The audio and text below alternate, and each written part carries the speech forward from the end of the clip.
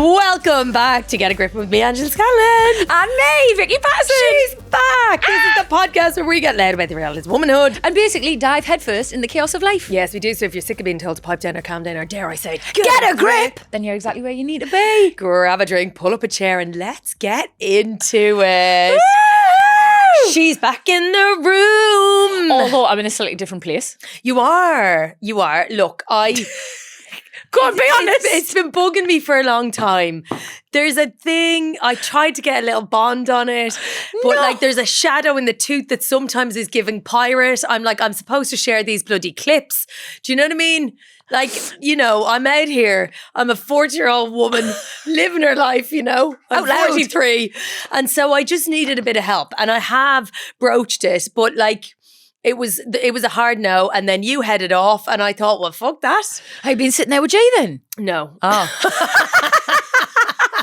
Okay. It occurred to me, but quite late. Okay, fine. Now might be the time. Yeah. For like a bit of musical chairs. We just feel like a dawn of a new day. I'm back. A new dawn. Exactly. A So new day. mix it up. It's a new life. Have your seat with a better fucking We're light. hopeful. But also, this is the thing. This could be a really hard pill to swallow. Because if I look at them clips and I'm still like, hey, what's that on the left side of my face? There's nowhere else for us to go, really. So, We could both sit in the middle.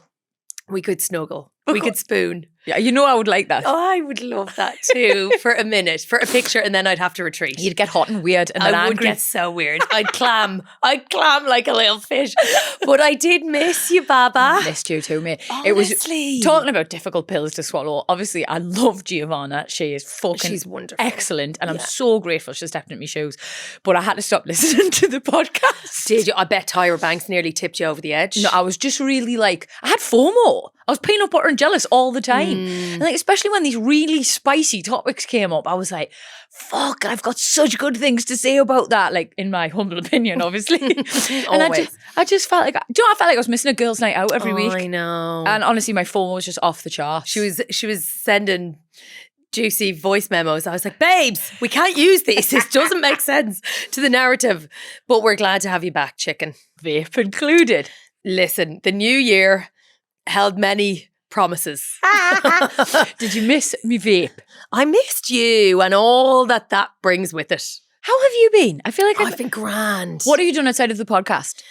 Fuck off. No. I've been busy. No, I know you have. Yeah, I've done a bit of this morning. I see. Me and Ben Shep. What a dose. Babe, isn't he lush? She's fabulous. Wicked bit of kid for his age and all. Well, have you seen his Abs, yes. Yeah. I saw the men's health cover. Men's Health, but also Paddy McGuinness on the Men's Health cover. Fuck off. Today. Is it? Yeah. I'm going to look at it. Is he having a midlife, how do we think? 100%. I'd say it's past that now. But we love Paddy. I do. Honestly, I love him. Anyway, he's on the front cover of Men's Health. But you know what? I remember I actually did the Women's Health podcast recently, and Claire, the editor, was saying that they shot Ben with the view to him being like buried deep in the magazine. I think he'll be fine with me revealing this. And then the pictures came out and they were like, hubba hubba. Whack Ben on the cover, and it was their best-selling cover of all time. They're trying to get Dermot O'Leary. Dermot, please, do it for the girls. He's definitely has your tanner. Yeah. Do you know that's he's been in the booth on overtime. That's a bit of me, that. He's looking chiseled though, isn't he? Yeah, I'm going to put that down. What? Oh, wow. Have you got feelings? Listen, I have feelings for my husband and my husband only. Yeah, and Anton Dubek. How did the tour fare out? Oh, it was kind of mate. So I think, I can't even remember where we last left off, but I was really struggling with Oh, my babe, nerves. we last left off with you in a bed. I mean, talking about Erkan's circumcision. Was it? That was the the most overshare. memorable. Yeah, and then we were about to do another little ep, and you were like, Nando's has arrived and my bus is outside. I need to go. And so That sounds like me. Sorry. it was like, I would say, like a hard breakup, you know what I mean? I just ghost you. An immediate pulling of the plug, you know? You're like, whoa, 1 minute we're having a canoodle, the next minute you're out the door. So I feel like you were trying to make me jealous with Giovanna, actually. Do you? Yes, now I do. Now I've heard how you feel about it. Oh, no, really? Yes. No. I would never use anybody like that. I don't trust that. Do you not? No. Well, we're back. No more mind games. No more mind games. The relationship is stronger than ever. It's tricky though, isn't it? So honestly, like, what, navigating us or navigating the tour? Navigating us. I throw the tour in on top of that. So for the first, I think I spoke to you a lot when I was first on tour. Yeah. And like it coincided with that really horrible week of my PMDD as well, where I'm basically really anxious, incredibly like emotionally dysregulated, struggling to sleep, all the rest of it. And like throw fucking arena tours into the mix. Yeah. Like I just was a complete mess. And like everybody was so kind. Like the welfare team were trying to bend over backwards. Like Kai was coming in for extra rehearsals. So I felt like I knew me dance, but it just felt overwhelming. I felt incapable of doing it. And everyone else was just having this lovely time. And that almost made it worse. The pressure is supposed to be off at this point. There's nothing to lose here. This is just the jolly at the end. Yeah, everyone's like, you would go out there, Vicky, and do the YMCA and everyone would still fucking clap. Yeah. Well, unfortunately, my nervous system doesn't know the fucking difference between going on stage in Birmingham and doing a fucking tango and being hunted for sport, you So, but has that changed? Do you think your nervous system knows now? No, my nervous system knows nothing. She remains ignorant and afraid. It's fucking awful. I don't know what I'm going to have to do. Like cold plunge or Breathe something? deep. No, I don't think it's cold plunge. Cold plunge is getting a lot of bad press. For women, you don't want that womb to be freezing. I don't want any part of me to be freezing. I've never seen the appeal. Also, your bits, I always find, if you ever go in there nude, which you're not really supposed to, I don't think. Who's going in fucking nude? Well, if you haven't one yourself, like... If you have a plunge yourself, why would you be putting on your swimsuit to head in and out? I am not a naked woman, mate. I've always got clothes on. Yeah, fine. Well, I wouldn't go in your tracksuit. You're a far more liberated woman. But no, so I was nervous for ages, mate. And then, boy, I feel sorry for anyone seen us in Birmingham. I was just a wreck. And then unfortunately we went straight to Newcastle and I was still struggling and I'd wanted this big hero moment up there. And, after that, something clicked, mate. You won. I won. It's going to turn. All we need is one win and she'll be grand. It wasn't Is that what happened? No, it wasn't that. It was a mixture of like, I got my period, my PMDD thing, sort of that fog sort of lifted, and also just like a repetition of it, doing it all the time, realizing what it was. I think incredible people. Like one thing I will fucking rave about till the cows come home with the tour is how much closer you're able to get to people. And I never saw anyone as me competition. Like I know that sounds so wanker, it's cheesy, blah blah. Me mates were me mates, but getting to know them better on tour was like a gift I'll forever be grateful for. Like me and Harry are like that. Fucking love them. Obsessed with George. Alexis is my best pal. Lauren's a dream. Obviously Kai's class. Lavoie, Aliash, Jeanette, like fuck me. It was just... We don't have time for you to list everybody. I know, I've stopped now. But like, it was just amazing, mate. And like, everything just fell into place. And then I had like a really good time. Okay. A really good time. Right.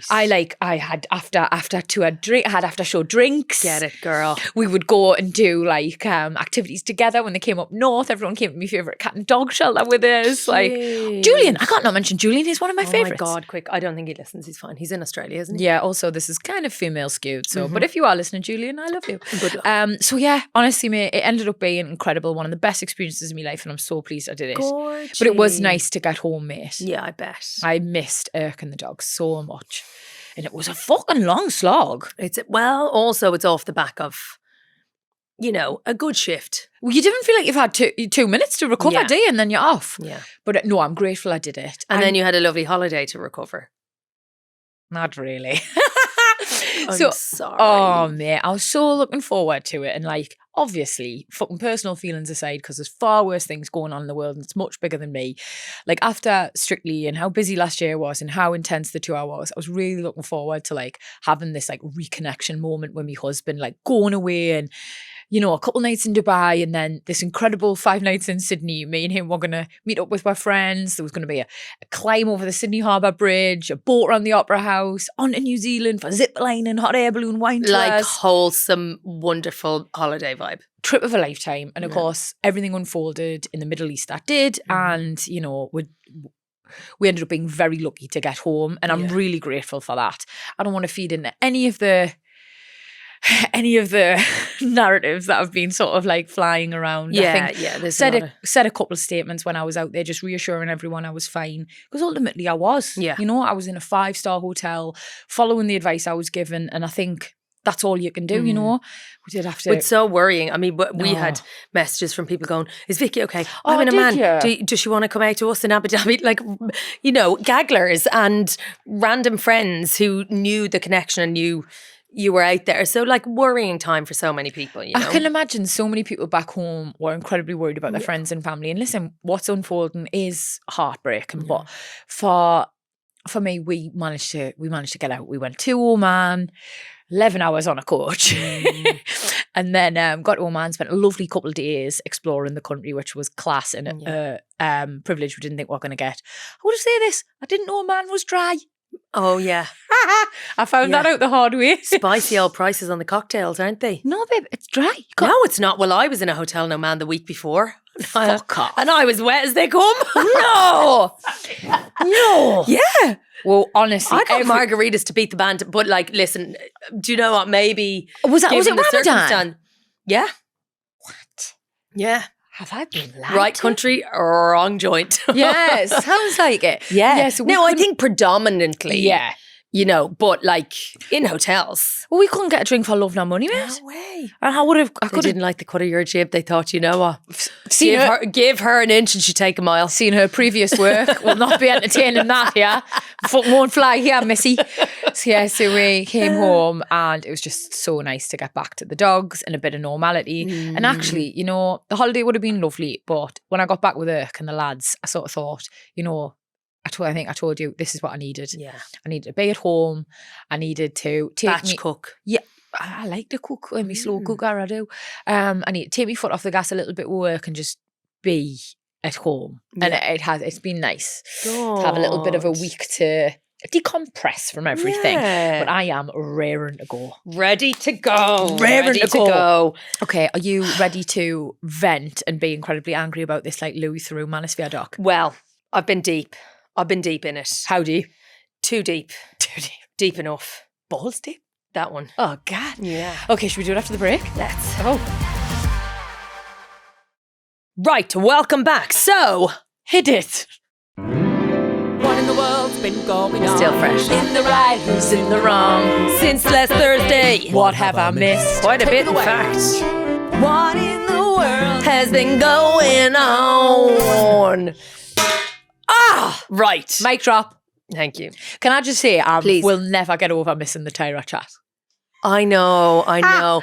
Because also, I think. What was your take? Are you fuming? Do you hear I that? can't Think even remember. It's in one Oh. ear out the other. I'm like, whoa, where are we? Oh, I have feelings. The feelings are gone. On we move. Oh, no, Like, she's I can transient. only fixate on one human at a time. Okay, do you want to be mad about misogynists instead? I think it makes more sense, truthfully, in the world that we're in. Although there was definitely some There was a good bit of misogyny in the old doc. Notice how I'm really trying to bring it back. What would you have said in a nutshell, if that's possible? Okay, in a nutshell, I would have said I felt really disturbed watching the documentary. Yeah. Because I feel like I myself was a victim of reality TV at that same time, maybe a little bit later.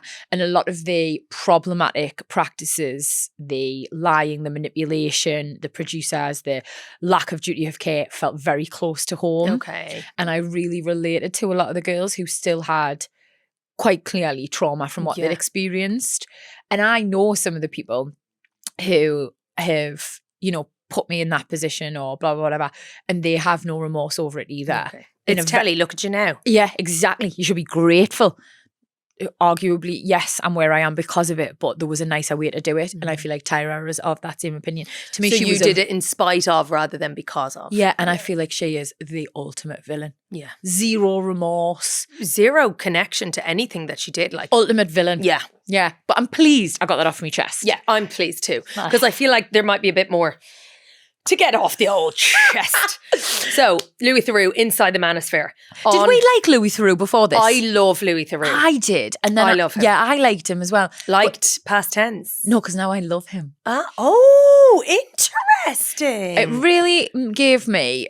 I've watched the series he did when he was with is it Pete Doherty? Yeah. And was it Joan Collins? I mean, he's done all Everybody. of them. But there was like a specific series. And then he did Louis Theroux's Weird Weekends, which was my favourite OG stuff, where he'd go and like live in cults, basically sit in hot tubs with all of these mad eggs. Like, he's the dream. He's absolutely brilliant. He just has this wonderful way of saying nothing but saying everything at the same time. Yeah. And it's a talent I quite clearly don't possess because I never shut up, and you can also tell exactly what I think all the time.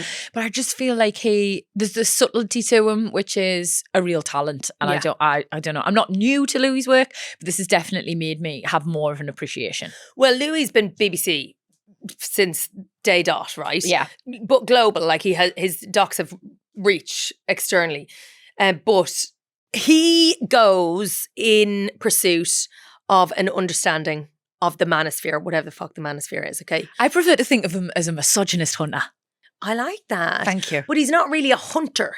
But I feel like he's a modern day hunter. Okay. Stealthy. Stealthy. Yeah, okay. Not doing any sort of like violence himself, but just giving them enough rope to hang themselves. I think that's the general route he takes, is like, I didn't think about that, have you? Clearly not. He does allow them space to reveal themselves. Exactly. So he went to find... Sorry, I really tried to keep a straight face when I say this. No, say his name. He's like a bad bitch in the manosphere. HS, tiki-taki. I mean, get a grip. Your name sweetheart. is fucking stupid and so are you. Tiki-taki. Like, Myron Gaines, who's a podcaster, Justin Waller, who's the face of Andrew Tate's online business school, He's a fucking pelican, Al. and Sneeko, who was off YouTube, back on YouTube. Oh, is he? Yeah. What? Honestly, it's going to be, it's so hard for me to talk about this in a way because I didn't even want to watch it. Yeah. And had it not been for this podcast, I think I would have avoided it. I would have definitely avoided because it. I knew what I was going to see. Yeah. I knew it was going to be disappointing, and I knew it was going to make us feel angry and scared for the entire generation of young men who are consuming this content and living by it. And it was illuminating in parts. I think Louis did a great job at challenging these men. Because a lot of the criticism is that he didn't challenge them. I disagree. So I disagree. I think he did. I mean, listen. His challenge is gentle. That's his style. What's he going to do? You can't go toe to toe with an absolute numbnuts anyway. No. Like, there's no point in him trying to have any sort of Intelligent. intellectual conversation with these lads who are like still breastfed by their mothers, but also want tits for other uses. It's giving bitty. No, there's given a lot of mother issues, the whole thing. The whole thing. I actually, I felt like, who did you hate the most? I feel like, let's get this off our chest. I mean, I think Tiki Taki was the most stupid of them all. Yeah, But fair. like, he was the one who incited people to go and beat up that man who was awful. Like a gay guy in bloody Marbella or somewhere. I was like, I don't know. He was just he's just a dickhead. Yeah. And none of it made any sense. And you could tell that there was no real, like, I don't know. Sorry, I don't know even really what to say about them. For me, it was that Myron. For some reason, Okay, so his girlfriend, ex, by the time it finishes, sorry for the spoiler. What? Oh, yeah. Have they broke up? Yeah. I don't know. I'm Yeah. obviously smiling because I'm Yeah. pleased she's escaped. Well, his version was that she wants kids and he can't give them to her at this time because, like, he wants to. Mate, fuck you're her, fucking whatever. 45. Yeah. I don't know what you, like, piss I get off the pot, you knobhead. Well, he got off the pot, or she did. I feel like that's just his way of trying to save face. Ultimately, I feel like I think she's jumped ship and I couldn't blame her. Totally. You could tell cracks were there. Well, there was Clearly. there was a bit where, he was spouting these like misogynistic hate and all of that. So he's a big YouTuber that has kind of created it himself and the Tates and that cohort who are like basically it's anti-women. It's not just pro-men, toxic masculinity, like it's like viciously anti-women, and the kind of bringing women onto the podcast to just berate them publicly and rate them and strip apart their appearances in front of a live audience where other streamers are going in offering like pretty uncomplimentary feedback, I would say. It's just grim. I think that is exactly why I hated him so much. Do you know what I will say about the argument that Louis didn't give them enough of a dressing down? What I'll say is what I believe he did was there was a beauty in his way of interviewing. It was like subtle, and it didn't have to be aggressive and loud. It was emotionally intelligent and quiet. And in its way, it was the perfect antidote to what they are. Yeah. These men believe that you have to be loud and abrasive and aggressive and muscly in order to be successful or deserving of respect or anything. And what Louis showed them, ironically, while also annihilating them totally, is that men who are deserving of our respect don't have to be any of those things. More often than not, and I genuinely believe this, the most confident person in the room is often the quietest, the most secure. They don't have to be loud. They don't have to be in your face. They don't have to beg for attention because they know who they are. And I believe that works for both men and women. I think for me, watching it, and this is controversial, so bear with us. Go on. Some of the things I was saying, it was a shame because I was so close to being right. Please bear with us, right? You can say that they are hate-filled and misogynistic and all the rest of it because they are. They're homophobes, they're disrespectful, they're everything. But you know, wanting young lads to have a purpose, wanting young lads to feel less disenfranchised, to feel part of something, to work hard, to build something that's their own. There's nothing wrong with saying that. Yeah. It's absolutely right. I believe that whoever you are, man or woman, you deserve to have something in your life that brings you a sense of purpose, a sense of belonging, a sense of fulfillment. Well, who took that away? But why does that success have to hinge on the submission of women? That's what I don't understand, and I will never understand. Why, for you to be successful, does a woman have to be submissive? What scares you so much about a woman who knows her own mind, has autonomy over her own body, and is fucking in control? Because if that's how fragile your ego is, that shatters it, you're not a man at all. That was my takeaway. Yeah. I'm doing snappy fingers. I'm doing snappies. You're doing snappies? Yeah. I do snappies. Do my arm have to be up like that? No. No, that's samba arm pump. But you can do both. I feel like a bird and I love it. No, it's gorgeous. So yeah. It's gorgeous. I saw people respond with, because there's a lot of this idea about the what's the word? Disenfranchisement. I don't know, but yeah, that guy. Disenfranchisement. So like lads, young lads, who feel like they don't have a place in the world, right? And that actually we need to sympathise with them. We need to empathise. We need to create. Don't want sympathy, mate. I don't want to give them sympathy. So it's like that maybe compassion is missing, softness is missing, and that they might, I don't know. I liked the suggestion that consequence as opposed to sympathy. Yeah. Because I don't think anyone really likes sympathy. Like that suggests weakness, which I imagine for these lads would not soothe in any way, shape or form.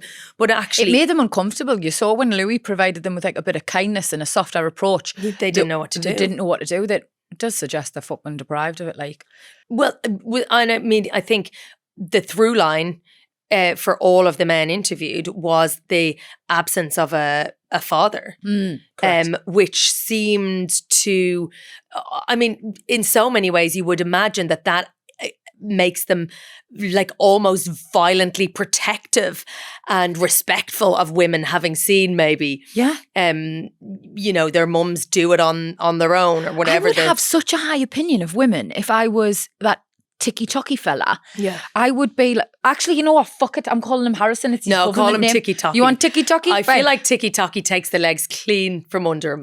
Fuck yeah. So yeah, if my mum had given up like everything, worked 6 days a week, tirelessly on her own to provide for me and send me to private school. Also, I would be devastated if Mummy, if I sent can I have a juice? Yeah, if I sent my child to private school and that's how he turned out. But I don't think private schools parent humans. They No. like teach them to read books. If they don't read the fucking books, that's not on them. Not on them. They just take the money and run. But yeah, I just think you would have respect for your mum and for women in general. And if I don't But he know- was like, I do. My mom's amazing. It's just the rest of the women that are thick. With a deadpan face, which makes me feel like he doesn't even believe what he's saying. And this is the big chink, because it was like, I watched it. If it wasn't so tragic, it would almost be funny. Like, it's the campus show of masculinity that I've seen in a long time.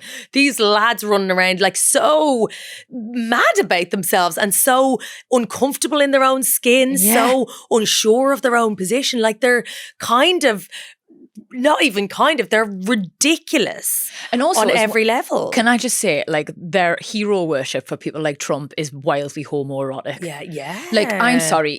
And sorry, the cigar also quite homoerotic. I mean, lads, like, not wrong with being gay, you know. Maybe if you'd come out the closet, you'd be a lot fucking Honestly, happier. Andrew Tate dancing around with his cigar, I mean. Put everything away, you put baldy it all knobhead. away. You're so right on the consequence over sympathy thing, though. Are you suggesting that, in a sense, I think, like, all these people spewing all these things on social media, there should be consequence for them? Well, these lads go around swinging their Mickeys left, right and centre, doing whatever the hell they want. And ultimately, they get Lamborghinis and cigars and bitches making their dinner. It's, you know, they're lauded and rewarded for acting like pigmen. Pigmen. I swear to God, if anyone calls me a bitch, the only thing they're getting for dinner is a straight up knuckle sandwich. I'm not approve violence, right? But fuck you. Oh my God, no. Fuck you. I hate that. It's so derogatory. Yeah. I mean, everything was derogatory. Yeah. I think what this has shown me is that it's far more prevalent and poisonous and widely spread than I wanted to acknowledge, which is probably just my ignorance or really wanting to not accept how bad this has all got. And of course, adolescence the other year, that show, it gave you this real hope after that they were going to do these like anti-misogyny classes in schools. It gave you this real, like, a positive outlook that we're going to be able to change things. And knowing this is still going on just made us really upset. I feel like it's not going to change unless, whether it's social media or actually legislation changes, there needs to be harsher protocols put in place. If someone is sitting on there saying negative, derogatory, poisonous, toxic things about women, you're blocked. You can't use the platform. That's it. Or like, look into them, arrest them, do whatever. Like, it's essentially hate speech, I feel like. But 100%. But I wonder, like, I suppose maybe the bigger question is, why are young boys seeking this out, or are they being fed it? Do you know what, Ange? It's a really good point. And so when you posted on Instagram that we were going to be talking about this today, obviously I got hundreds of messages from women who'd watched it, who were disgusted, who had thoughts to share. But I got this one from a woman called Kim, and I asked her if it was okay to read it out because there was no way I was going to claim to be this informed. Paraphrase. Yeah, and I would just butcher it. And I think it's really interesting. She says, firstly, I love anything Louis Theroux. He's a real talent, blah, blah, blah. Having spent 15 years in tech, watching Inside the Manosphere felt less like a documentary and more like a post-mortem of algorithmic failure. While the film focuses on the dickheads with a mic, figures like HS Tiki Toki, who have found extreme wealth and clout far too young, he's only 23. Not excusing it, but, you know. The real story for me is the machine behind them. We've built an industry where social media thrives on a toxic cocktail of engagement and addiction. As someone who has watched the rise of machine learning and AI firsthand, we try to teach people the use of these tools for good, but the cold reality of the attention economy is different. The algorithm doesn't have a moral compass. It only has a stickiness metric. These creators are just the symptom. The predatory nature of our current machine learning model is the disease. We are effectively weaponizing code to trade the mental health of an entire generation for a higher click-through rate. As a woman, a big sister and aunt, this really hits home. It's heartbreakingly difficult to provide a cohesive counter-narrative when the shiny appeal of Lambos and fast cash is boosted by $1 billion infrastructure. To the young lads caught in this loop, please know that true strength isn't found in how you can shout or spend. There are decent, quiet and deeply successful real male role models out there who lead with integrity and respect. They just don't always trend because they aren't designed to be addictive. We need to help our boys look past the flash and find the substance. My hope is that we start building technology that rewards the best of us, not just the loudest of us. I know. I felt like, get her on the podcast. She's better at our job than we are. Kim, sit on here. But isn't that interesting? Yeah. But actually, Tiki Toki said the same thing. It's got to be said with a head. Tiki Toki. Said the same thing. When Louis said, is there any part of you that wants to use this platform and clout for good? And he said, like, the internet doesn't want me to be good. I don't like gain anything from being cute and nice. Like, almost the more hideous and vile and nasty and divisive he is, the more he's rewarded for it financially. And that's the So problem. that's the thing. It's the system, because, you know, like, kindness is not. It doesn't monetize pay. it in the same way. Isn't that just such a shame, mate? Like, I've always thought, like, after the start I had, where I was on a show with quite misogynistic attitudes, like, let's have it right, you know? The boys were celebrated for sleeping with whoever they could, but the minute a girl did, she was a slag. Yeah. You know? And that was something. I don't think that's changed radically. I don't either. And you sort of, and I was loud and opinionated and fierce and hated it. When? You know? I've really calmed down as I got older. It's been, I've worked on myself, therapy, you know. But yeah, so and I think coming from that, like, I desperately wanted to be a different presence on social media. And I've always said, if you are fortunate enough to have a platform, you best do something responsible with it. And I always endeavour to advocate for the charities that are important to me, to talk about mental health, to speak about feminism and women's rights, and, you know, just be a positive influence on it. And actually, I'm really proud of everything I've achieved, of everything we've achieved with this podcast. I think I'll gladly have less hits than someone like HS Tiki Toki, knowing that I can go to sleep at night, that I'm not perpetuating this horrible culture of hatred and homophobia and sexism. I think you have to be very calculated and very far removed from your behaviour to go to sleep after behaving the way he does. And they all to be do. disconnected. And I think that's the thing. And there was, you know, they alluded to this, or some behind the scenes suggestions that it was, you know, a uniform, a performance. Do you think there's an argument for that? Because there was this moment when Myron brought his girlfriend on. I know we mentioned her before, and she sort of said, he's one thing at home and he's another thing here.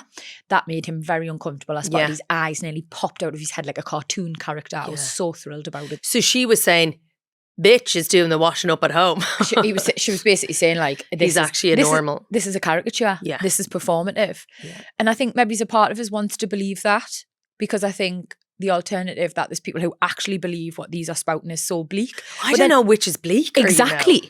That you're whipping up all this hysteria and not believing it just for money and clout, or you actually believe it. I don't know which is worse. Either way, it's grim.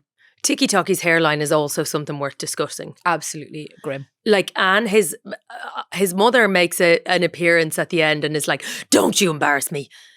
Telling him what to drink, cleaning around his feet, and he's like, "Mummy, I don't want to drink."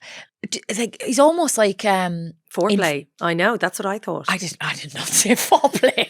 I was not going. I was going to say infantilized. It was giving incest. Incest, great. Okay. I also just want to say, I feel no type of way of reducing these males down to the way they look after how they have spoken about women. Like, the gloves are off. Oh, the gloves are off, mate. Yeah. We hate them. See, here's the thing. Oh God, no. I think I actually felt oddly sorry for them, which is probably the least thing they would like for me to feel. I know. I thought we said no sympathy, Aunt. We literally disagree. No, I'm not saying outwardly. I'm saying internally. I'm like, oh God, like, it's so sad. It's embarrassing. They're embarrassing. Like, they're losers. And I think that's sad little boys. But do you know what I mean? Like, they're not a representation of men at all. So the saddest thing is that, like, young boys, I sat opposite a young fella on the tube earlier on, and, like, I thought, oh, he must be 13, 14. And he was obviously in his little tracksuit and a hoodie, and he had the beginning stages of acne. And I thought, oh my God, he's like my little nephews, but he's a baby. And in my mind, I was like, oh, that's the point, that these guys start to, or maybe these kids get access to phones more freely and readily, and maybe they get, exposed to this sort of content. And suddenly, instead of, Uncle John, who has worked hard all his life and who's really decent to his auntie and like cuts the grass and like looks after people, he's like, fuck that. He's a mug. He's in the Matrix. I want to be Conor McGregor. Like, they suddenly shift from a normal role model to being like, he's an absolute, like, that's Not for me. Not for me, not for any of us. He doesn't get it. Like, this is the route. Why would you not want to have women on tap? Bitches. And like, exactly. And sexy cars. Like, it's as if that's a reality, but it's actually not. It's so hollow. And I'd say the lads don't even have those cars. Oh, there's just no way. I just believe that their ego, their bank balances, their ownership of things, I think it's also grossly inflated. Yeah. I've seen a lot of great male role models on Instagram speaking, like daddy influencers and like just men I would generally feel safe around, you know, and speak out and sort of say the problem is these young lads don't have enough strong real male role models. We need to be being what they need and showing them there's a different way. You know, what I was saying before that Kim pointed out, real men have substance and all the rest of it. And I think there's an argument for that. I think it's incredible. Like, if you have a great male role model in your life, it's amazing. But ultimately, you can't ignore. You have to acknowledge that the internet has got a hand in raising 100%. our children these days. That is just absolutely true. And I don't know how to police that from young, impressionable minds other than to put in fines, bans, and actual legislation to stop these men behaving this way. And that's how serious I think it is. Maybe consequences for men who behave that way. So that Public fleeing. Public what? Fleeing. What's that? You fucking with a whip until the skin comes up. I feel like they'd be into that. That's the weird thing. No, but you do it. Like, they'd be live streaming that shit. Do you think? Yeah. Well, what would they not like? Knickers. Like, I think we could make them wear knickers. Like, real cute frilly ones. Like cotton. Something a bit virginal. What about a bit like a French maid's outfit and make them clean the house? Done. Oh, I'm in. Done. Get your fucking Dyson out. Yes. Who's a pretty princess with his fucking feather duster? See this, the home, it's getting homoerotic again. It's getting weird, but they're weird. Yeah, they are. I hate the new mic thing. Do you? Because I can't see you now. You just can't, what's that word? No, shrug. I go away. Slouch. I go away for 6 weeks. I've got my fucking seat taken off us. The mics are on sticks. Babes. We're looking after your posture. I need a wee. All's fair love in the more. Wah, wah, wah. I think, so I know we're not going to get into the Oscars today, but Timothée Chalamet, after the whole opera thing, ballet thing, like 1 million people unsubscribed from him. Now, look, that's a whole other conversation. What do you subscribe to when you subscribe to Instagram? Oh, unfollowed. I was like, what's he selling like? Pyramid scheme for fucking hoodies. He is... How to date a Kardashian like me. Unfollowed. Million. And I actually think, vote with your goddamn feet. If you or someone you know follows TikToky, fucking unfollow him. Yes. Simple as. Like, that's the only way they lose. Like, the only thing that speaks to them. That's exactly. The only metric that matters. Because it's like, ooh, ouch, me little knickers pinching me. Okie dokes. Well, thank you. No, thank you. It's good to be back. She's back. Back with the bang. If you've spotted a story that you think we need to hear about, hotlines, headlines, get in touch, please. Yes, we want this podcast to be as much about you as it is about us. And a little less about TikToky, to be frank. Fuck him. The email is hello@getagriplove.com, Insta @getagriplove, and the WhatsApp is 07457 411 037. Deal, got it. We'll be back every Thursday, so hit that follow button so you don't ever miss an ep. Thank you very much. We've had a 5-star review from Will. Oh! It's a man! We sound the alarm. I'm glad we got it before this ep. I've been with the girl since day one. Get it, girl? He's one of ours. I've got my boy, of course, involved. And the he's gals and the gays. and he's now hooked too. I find myself lolling away to their take on life and opinions on topics. Amazing. Listen, I've been fans of these ladies well before the podcast, and they were my reason to watch Strictly when they were on the show. Love you both and keep being amazing from one of the gays who loves the ladies. Woo! Now Go that's a on, man. Willie.